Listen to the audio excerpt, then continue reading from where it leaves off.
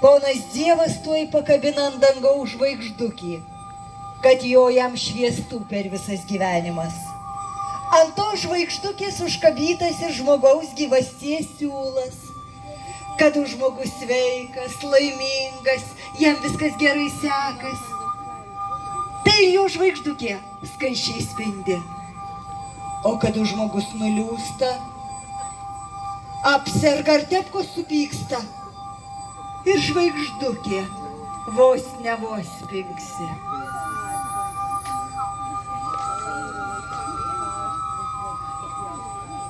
Nuo pradžios pasaulio, kad dar nieko matomo nebuvo, nu tokis tirštumas su skystumu susmaišęs buvo.